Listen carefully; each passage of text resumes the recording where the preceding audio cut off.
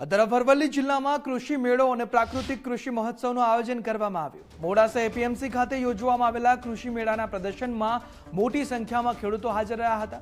પ્રાકૃતિક ખેતી કરતા ખેડૂતો માટે વિવિધ સહાયો તેમજ પ્રાકૃતિક ખેતી કેવી રીતે કરવી, શું ફાયદાઓ છે તે તમામ જાણકારી આપવામાં આવી હતી।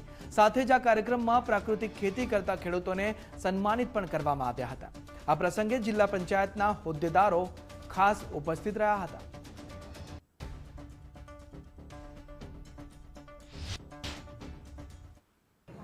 आगामी समय में आचार्य देवव्रतजीનું જે સ્વપ્ન છે કે ગુજરાત પ્રાકૃતિક કૃષિમાં નંબર 1 બને, માન્ય મુખ્યમંત્રી શ્રી ભૂપેન્દ્રભાઈ પટેલ સાહેબ, કૃષિ મંત્રી શ્રી જીતુભાઈ વાઘાણી સાહેબે આ દિશામાં કામ કરવા માટેની ખૂબ મોકળાશ આપી છે।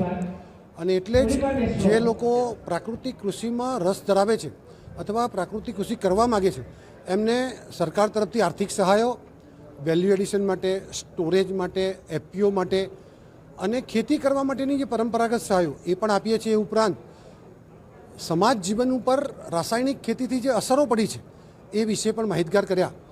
મને કહેતા આનંદ થાય છે કે પ્રાકૃતિક કૃષિ ફેડરેશનના ચેરમેન તરીકે સમગ્ર ગુજરાતના જિલ્લાઓમાં પ્રવાસ કરવાનું થાય છે, પણ આ પ્રાકૃતિક કૃષિના કામમાં અરવલ્લી અને સાબરકાંઠા જિલ્લો એ મોખરે છે। આજે પણ ખૂબ કામ સમગ્ર જિલ્લામાં થયું છે। હજુ પણ એને આગળ લઈ જવા માટે આ આત્માની જે ટીમે પ્રયાસ કર્યો છે એ માટે હું એમનો આભાર માનું છું।